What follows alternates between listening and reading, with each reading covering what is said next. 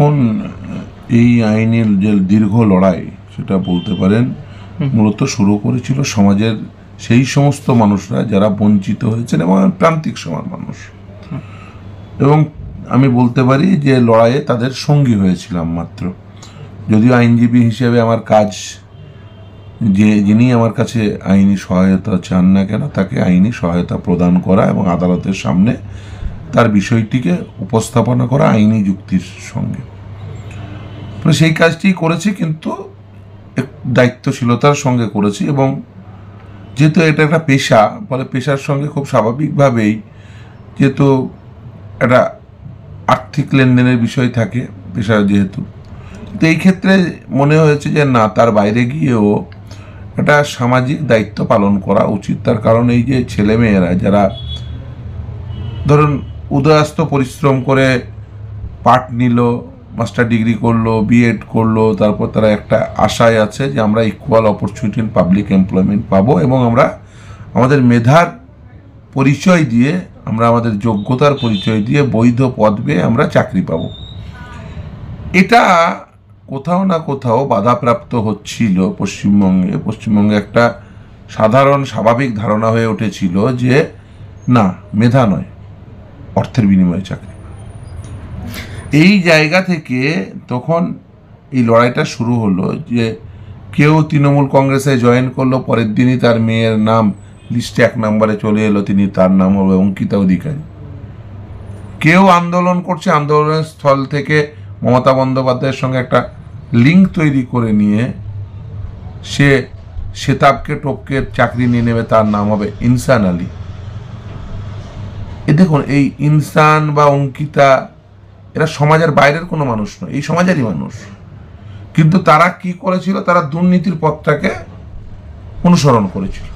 অপরদিকে তার বিপরীত মুখে দাঁড়িয়ে শেতাব নাসরিনরা তারা কি করেছে, তারা এই দুর্নীতির বিরুদ্ধে রুখে দাঁড়িয়েছে এবং তারা এসে আমাদের হাত ধরে বলেছে যে চলুন আমাদেরকে এই যে লড়াই, এই লড়াইয়ে সঙ্গী হই আমরা এবং আমরা একসঙ্গে লড়ি। এবং আমরা সেই জন্যই তাদের মামলা গ্রহণ করেছি, লড়েছি। এবং আমি এই সমস্ত ছেলেমেয়েরা যারা, এই ছেলেমেয়েরা যারা এই লড়াই লড়েছেন তাদের প্রত্যেককে কুর্নিশ জানাই। সে ইনসান হোক, মার্জুনা করবে, সে শেতাব হোক, সে নাসরিন হোক, সে আব্দুল গনি আনসারি হোক। এই ইনসানও কিন্তু একসময় লড়াই করতো, কিন্তু সেই লড়াই করতে করতে সে কোথাও পথভ্রষ্ট হয়ে গেছে। পথভ্রষ্ট হয়ে গিয়ে মমতা বন্দ্যোপাধ্যায়ের হাত ধরে টপকে চাকরি নিয়ে নিয়েছে, র্যাঙ্ক জাম্পিং যাকে বলা হয়। ফলে এই বিষয়টিকে দাঁড়িয়ে, এই বিষয়ের উপর দাঁড়িয়ে যখন দেখছি যে সমাজে একটা অংশ দুর্নীতির সঙ্গে আপোষ করে নিচ্ছে, আর একটা অংশ সমাজে তারা দুর্নীতির সঙ্গে আপোষ না করে সমাজে যাতে মেধা সেটা যাতে মূল্য পায় তার জন্য লড়াই করছে, স্বাভাবিকভাবে আমাকে তার সঙ্গে থাকতেই হবে। এবং সেই সামাজিক দায়বদ্ধতা পালন করেছে, সেটা বলতে পারেন সেই সামাজিক দায়বদ্ধতা থেকে, সেই রাজনৈতিক দায়বদ্ধতা থেকে, সেই আদর্শগত দায়বদ্ধতা থেকে আমি তাদের সঙ্গে লড়াই করেছি। এবং তার ফলে অন্ততপক্ষে পশ্চিমবঙ্গের মানুষ এটা বুঝতে পেরেছেন যে না, দুর্নীতি করে চাকরি হলে সেই চাকরি চলে যাবে, সেটা সরকারি চাকরি হলেও চলে যাবে। হ্যাঁ, একটা বদ্ধমূল ধারণা ছিল যে সরকারি চাকরি হলে আর চলে যাবে না। এই জায়গা থেকে তো আজকে যখন এতগুলো চাকরি চলে গেল, তারপরে যে সরকারের আমলে শিক্ষক নিয়োগ হলো এবং দুর্নীতি সিঙ্গেল বেঞ্চ থেকে, ডিভিশন বেঞ্চ থেকে সুপ্রিম কোর্ট অবধি প্রত্যেকটা জায়গায় প্রমাণিত হলো, তারপরেও এই যে বিচার ব্যবস্থার ওপর আক্রমণ, আইনজীবীদের ওপর আক্রমণ, এইটা মানে স্বাধীনতার এতদিন পরে এসেও কিভাবে দেখছেন আপনি? দেখুন, আমার সত্যি অবাক করেছে। তার কারণ দেখুন, সাধারণভাবে কি হয়, আইনজীবী যারা হন, আইনজীবী উভয় পক্ষেরই আইনজীবী অ্যাপিয়ার করেন, যারা ধরুন মানে কোট অ্যান্ড কোট অপরাধী, যে কোনো মামলার ক্ষেত্রে, আমি এই মামলার ক্ষেত্রে বলছি না, যে কোনো মামলা, তাদের পক্ষেও আইনজীবী দাঁড়ান, সরকার পক্ষেরও আইনজীবী থাকেন, যারা বঞ্চিত তাদের পক্ষেরও আইনজীবী থাকেন।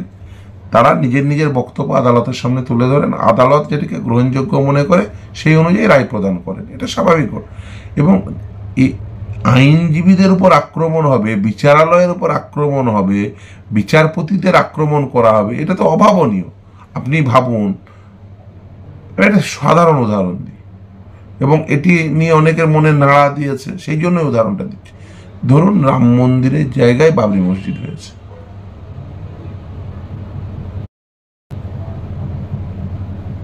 তাহলে কি, আমি উল্টো করে বললাম, বুঝতে পেরেছি। তাহলে কি সবাইকে আক্রমণ করতে শুরু করবে?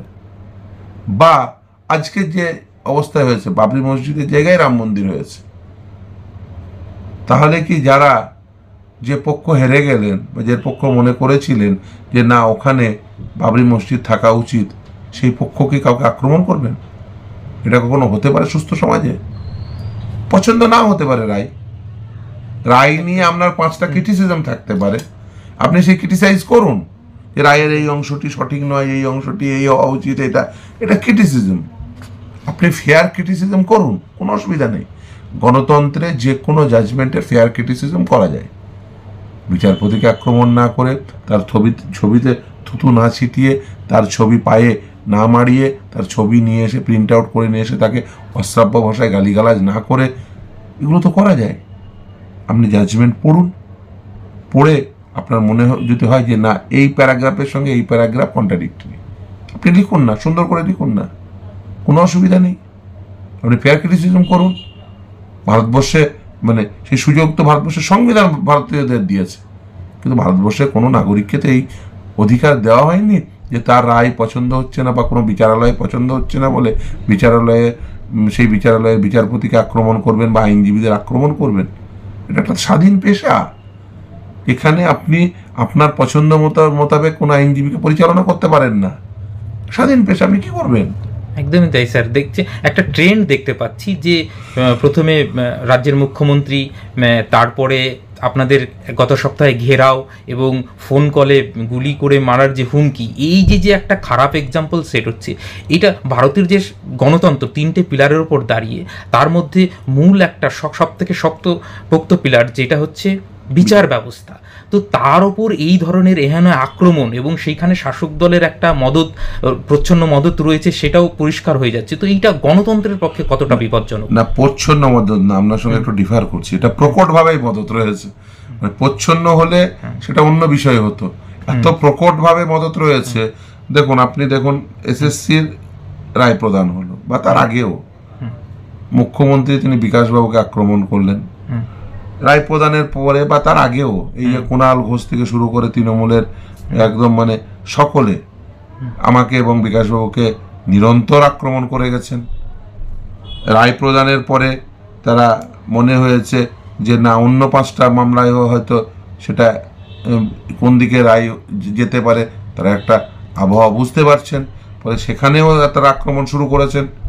এবং সেটা যে এইভাবে মানে হাইকোর্টের মতো এরকম একটা হাই সিকিউর জোন, আপনি ভাবুন কলকাতা হাইকোর্ট, তার পাশে বিধানসভা, তার পাশে রাজভবন, তার পাশে ইডেন গার্ডেন, মানে একদম নিউ সেক্রেটারিয়েট বিল্ডিং, মানে অ্যাডমিনিস্ট্রেটিভ বিল্ডিং থেকে শুরু করে এক্সিকিউটিভ হেড সকলের এখানে বাস।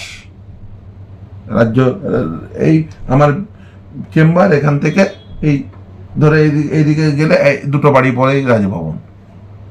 একদমই স্যার। আর আপনি ভাবুন এই পিছনেই সিটি সিভিল কোর্ট, আর এটা 10 নম্বর কিরণ শঙ্কর রায় রোড, তার অপোজিটেই সিটি সিভিল কোর্ট, তার পিছনে হাইকোর্ট, তার সামনেই বিধানসভা, মানে পাশাপাশি বাড়ি এগুলো সব। এরকম একটা হাই সিকিউর জোন যেখানে মানে 6টা লোক একসঙ্গে হয়ে গেলে পুলিশ এসে পাশে দাঁড়িয়ে যায়। কেন এসছেন, কিসের জন্য এসছেন? অথচ সেখানে এসে 5 ঘন্টা, শাসক দলে যদি মদত না থাকতো 5 ঘন্টা ধরে এসে এই পাগলামি করছে। এটা কি আপনাদের ভয় দেখানোর প্রচেষ্টা? না, দেখুন এটা করে লাভ হবে না। দেখুন এরকম অনেক কিছু দেখেছি, এই মামলা পর্বে কি দেখেছি আমরা, বিচারালয়ে ঢুকতে দেবে না, সেটা তো আইনজীবীরাই করেছে, একদম এক শ্রেণীর আইনজীবী করেছে। তাহলে মানে এই দেখুন, যখন একটা শাসক স্বৈরাচারী হয়ে ওঠে না, শাসক যখন ঠিক করে নীতিগতভাবে তারা দুর্নীতিগ্রস্ততার পথ বেয়ে তারা শাসন চালাবেন, তখন এটাই ঘটে। এটা আমাদের জন্য মানে আমরা যেভাবে আমরা এই লড়াই করেছি, তাতে এটা আমাদের জন্য যে নতুন কিছু আনবে এরকম বিষয় না। এই যে ধরুন এই আমারই মক্কেল নবীনকে ফোন করে হুমকি দিয়েছে আমাকে এবং বিকাশবাবুকে খুন করবে এবং সঙ্গে তাকেও খুন করবে, সে অভিযোগ দায়ের করেছে মালদাতে, সে অভিযোগ দায়ের করেছে। তো দেখুন এইগুলো আমরা বুঝেছি যে এগুলো আসলে ওরা ভয় পেয়েছে। কেন পেয়েছে? তার কারণ হচ্ছে তারা বুঝেছেন যে কোনোভাবেই তারা যে কাজটি করছেন সেটা কোনো অ্যাঙ্গেল থেকেই কেউ বৈধতা প্রদান করবে না। একদম এসএসসি নিজে স্বীকার করেছে যে দুর্নীতি হয়েছে। এসএসসি শুধু না, আপনি শুধু এসএসসি কেন বলছেন, রাজ্য সরকারও স্বীকার করেছে। এসএসসি বোর্ড, রাজ্য সরকার, যে সরকারের মাথা হচ্ছে মমতা বন্দ্যোপাধ্যায়, সে নিজে স্বীকার করেছে যে দুর্নীতি হয়েছে, তারপরেও গালাগালি করছেন বিকাশ রঞ্জন ভট্টাচার্য, ফিরদৌস আলমকে। কেন? তার কারণ হচ্ছে তারা এটুকু বুঝেছেন যে তারা সমাজের একটা অংশকে দুর্নীতিগ্রস্ত করে ফেলেছে। তারা ভাবছেন যে এই অংশটা যদি না থাকতো তাহলে গোটাটাকেই আমরা দুর্নীতিগ্রস্ত করে ফেলতাম। ওদের লড়াই হচ্ছে সমাজটাকে দুর্নীতিগ্রস্ত করা, আর আমাদের লড়াই হচ্ছে সমাজ থেকে দুর্নীতি মুক্ত করা। ফলে এই লড়াই তো চলবে এবং নিরন্তর চলবে। একদমই স্যার, যদি আমরা স্বাধীনতা সংগ্রামের ইতিহাস দেখি, ভারতবর্ষ স্বাধীনতার ক্ষেত্রে বিশেষ করে কংগ্রেসের প্রথম দিকে দেখি তাবর তাবর নেতারা পেশাগত দিক থেকে তিনি আইনজীবী ছিলেন, কিন্তু তারপরেও তার পেশার বাইরে এসেও সমাজের যে এই যে বৃহত্তর স্বার্থের কথা ভেবে তারা কিন্তু লড়াই করেছেন। তো সেই সঙ্গে স্যার আরও একটা বিষয় যে এই যে একদিকে তারা স্বীকার করছে দুর্নীতি হয়েছে, আবার যাদের চাকরি চলে গেছে তাদেরকে এক প্রকার ললিপপ দেওয়া হচ্ছে, রিভিউ পিটিশন করা হবে। তাহলে এই একটা প্রচলিত কথা আছে, মানে হাকিম বদলালেও হুকুম বদলায় না। তো এই যে রিভিউ পিটিশন করলেই আইন মানে রায় পাল্টে যাবে, এরকম কি কোনো সম্ভাবনা আছে? দেখুন, মানে আমি কতগুলো একটা সাধারণ টার্ম থেকে শুরু করে একটা আইনি টার্মে যাই। মানে যখন কেউ ধরুন আমার কাছে কোনো মক্কেল এলো, ধরুন তিনি কোনো একটি মামলায় হেরেছেন, তিনি খুব স্বাভাবিকভাবেই হয়তো লিগাল অপিনিয়ন নিতে আসেন এই রিভিউ নিয়ে। ধরুন তিনি বলে আজকে ইনফ্যাক্ট এসেছিল একটি কেএমসির ইঞ্জিনিয়ারদের একটি মামলায়, আজকে ইনফ্যাক্ট এসেছিল।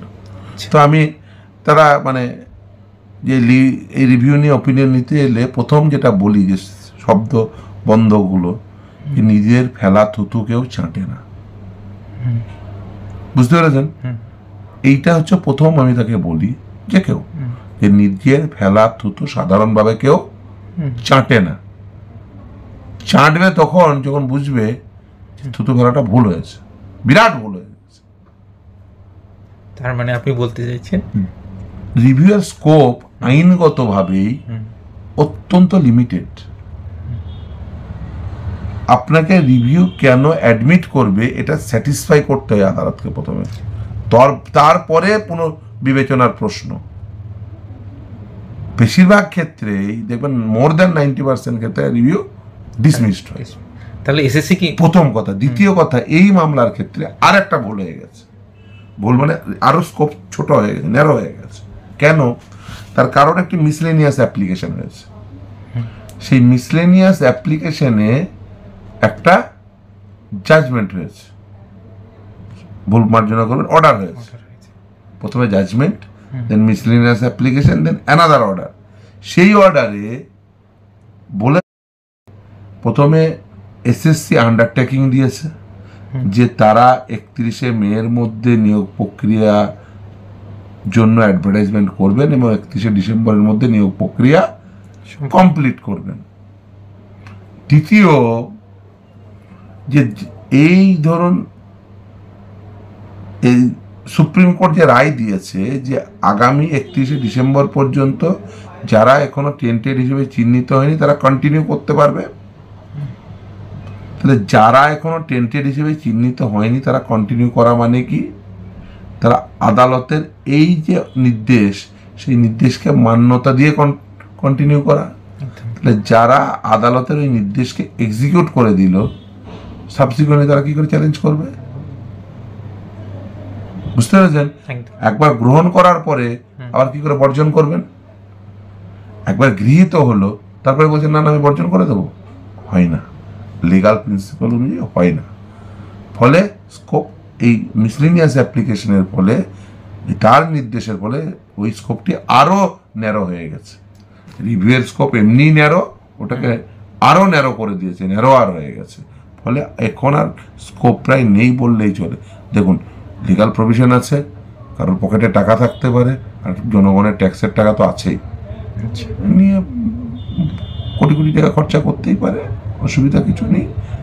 কিন্তু অসুবিধা হবে সাধারণ জনগণ, এটুকুই বলতে পারি। তার মানে পরীক্ষা এসএসসিকে ফ্রেশভাবে নিতেই হচ্ছে। আর স্যার আরেকটা বিষয়, টিচারদেরকে 31 তারিখ অবধি স্কুলে যাওয়ার অনুমতি দিলেও গ্রুপ সি এবং গ্রুপ ডিদের দেয়নি। তারপরেও রাজ্য সরকার যে এই ভাতা দেওয়ার যে কথা বলেছে, এইটা কতটা আইনসঙ্গত? দেখুন, প্রথম কথা, যেখানে সুপ্রিম কোর্ট বলে দিয়েছে যে গ্রুপ সি গ্রুপ ডি এর এই দুর্নীতির পরিমাণ অনেক বেশি, তাদেরকে ঘুরপথে পয়সা পাইয়ে দেওয়া, এটা আদালত অবমাননার শামিল, প্রথম। দ্বিতীয় হচ্ছে, আপনি যদি দিতে চান, সত্যি সত্যি দিতে চান, যে যোগ্য, তাহলে যোগ্য তো সকলেই, 31,21,175 জন সকলেই যোগ্য। 9, 10, 11, 12 গ্রুপ সি গ্রুপ ডি মিলিয়ে প্রায় 31,21,175 জন ক্যান্ডিডেট রয়েছে। আমার দেওয়া তথ্য বলছি না, ওটা 22 লক্ষ না, ওটা এসএসসির দেওয়া, সুপ্রিম কোর্টের সামনে দেওয়া যে নথি, সেই নথিতে বলা আছে, এটা আমার নিজস্ব কোনো নথি না। ফলে এই সংখ্যক মানুষ যাদের অ্যাডমিট কার্ড রয়েছে, যারা যোগ্য, তাদের প্রত্যেককে দিতে হবে। আপনি যদি একজনকে দেন আর একজনকে দেবেন না, বঞ্চিত সকলে, কেউ চাকরি পেয়ে বঞ্চিত, কেউ চাকরি না পেয়ে বঞ্চিত। আর বঞ্চনার কারণ কি? বঞ্চনার কারণ হচ্ছে এদের অকর্মণ্যতা, অর্থাৎ রাজ্য সরকার, এসএসসি এবং বোর্ডের অকর্মণ্যতা, অদক্ষতা এবং দুর্নীতি পরায়ণতা। তাহলে তাদের জন্য যারা অ্যাফেক্টেড হলো, তাদের মধ্যে তুমি ক্লাস করবে? যারা তোমাদেরকে টাকা দিল, তাদেরকে সরকারি কোষাগার থেকে টাকা দেওয়ার ব্যবস্থা করবে? এই জিনিস তো চলতে পারে না। তার কারণ গ্রুপ সি গ্রুপ ডিতে বলছে, সুপ্রিম কোর্টের অবজারভেশন, আমার কিছু না, যে এই পার্সেন্টেজটা, দুর্নীতি করার পার্সেন্টেজটা মোর হায়ার। তার মানে কি? সেই জন্য তাদের দেওয়া হলো না। আর তাছাড়া তারা যেহেতু শিক্ষকতার সঙ্গে যুক্ত না, ছাত্রছাত্রীদের কারণেই মূলত দিয়েছে, সেটাও সুপ্রিম কোর্ট বলে দিয়েছে, তাদের যাতে কোনো প্রকার এই পাঠদানের ক্ষেত্রে বাধা প্রদান না হয়। দেখুন, আপনি ভাতা দেওয়ার ক্ষেত্রে আপনি অসাম্য তৈরি করতে পারেন না। একজনকে দেবেন আর একজনকে দেবেন না। আপনার বৃষ্টি মুখার্জিকে আপনি দেবেন আপনার আত্মীয়াকে, আর অন্যরা আপনার আত্মীয়া নন বলে আপনি তাদের দেবেন না, এই জিনিস চলতে পারে না। আপনাকে যার অ্যাডমিট কার্ড আছে তাকেই দিতে হবে, এবং সাম্যতার দৃষ্টিভঙ্গিতে নিয়েই দিতে হবে। ফলে আপনি এখানে কাউকে ইল ট্রিট করতে পারেন না, কাউকে দূরছাই করে দিতে পারেন না। আপনার বৃষ্টি মুখার্জিকে আপনি দিতে চাইলে অন্যজনদেরও দিতে হবে। আপনার আত্মীয়া বৃষ্টি মুখার্জির চাকরি গেছে, আপনার বুকে ব্যথা থাকতে পারে, কিন্তু আপনি যদি টাকা দিতে চান তাহলে কিন্তু সকলকে দিতে হবে। না হলে সকলে যে উদ্যোগ গ্রহণ করেছে, তার মেলে গণমেল করছে, তার বিভিন্ন সোশ্যাল হ্যান্ডেলে তারা অ্যাডমিট কার্ড আপলোড করছে, এটা তারা করবে। পরবর্তী তাদের, আপনিও আছেন সেই দলে, যে তারা জানার পর অনেকেই আমাকে মেসেজ করেছে এবং অ্যাডমিট কার্ড পাঠিয়েছে, তাহলে কি সত্যি ভাতা দিলে কি আমরাও কি তাহলে এলিজিবল? তারা এলিজিবল, অল আর এলিজিবল। আপনি ভাতা যদি একজনকে দেন আর একজনকে দেবেন না, সেটা তো হতে পারে না। আপনারা প্রত্যেকেই এলিজিবল। যদি ভাতা দিতে হয়, তাহলে ভাতা কিসের ভিত্তিতে দেবেন? একটা তো ভিত্তিভূমি থাকবে, আপনি যদি বলেন যে না, ওরা চাকরি করেছে, আমি বুঝলাম, তাহলে চাকরি তো বাতিল হয়েছে। কিসের জন্য বাতিল হয়েছে? দুর্নীতি। তাহলে চাকরি যারা এই দুর্নীতির জন্য পেল না, তারা কেন ভাতা পাবে না? তাহলে আপনাকে অ্যাসার্টেন করতে হবে যে দুর্নীতির জন্য কারা কারা পেল না, তাদেরকেও দিতে হবে, তারাও হকদার। তাদের তো, আমি তো বলবো তারা বেশি হকদার। আপনি ভাবুন, যারা আইডেন্টিফাইড টেন্টেড, তাদের টাকা ফেরত থাকবে, কিন্তু যারা কোনো টেন্টেড বলে চিহ্নিত, তাদের তো টাকা ফেরত দিতে হচ্ছে, তার মানে তারা মাইনে পেয়েছে। আর এই ছেলেগুলো যারা চাকরি পেতে পারতো, তারা তো মাইনে পায়নি। আমি তো বলবো এদের ডাবল ভাতা দিতে হবে। ওই জন্য তো বলেছি, ওদের 25,000 দেবে বলে 50,000 টাকা দিতে হবে। আর যারা দুর্নীতিতে হাতে নাতে ধরা পড়েছে তারা এই নতুন সিলেকশন প্রসেসে অংশগ্রহণ করতে পারছে না, করা উচিত না। এবং তাহলে করতে পারবেন না, এবং এটা করানোর যদি কোনো প্রকার পদক্ষেপ হয় সেটা আদালত অবমাননা, এবং যারা করবেন, যে স্তরে করবেন, যে স্তরের আধিকারিক করবেন, তিনি আদালত অবমাননার জন্য দায়ী হবেন এবং অভিযুক্ত হবেন, এবং তার বিরুদ্ধে যথাযথ আইনগত ব্যবস্থা হবেন, তিনি জেলে যাবেন। খুব পরিষ্কার কথা। বেশ, অসংখ্য ধন্যবাদ স্যার আমাদের সঙ্গে কথা বলার জন্য। ধন্যবাদ আপনাকেও। আমার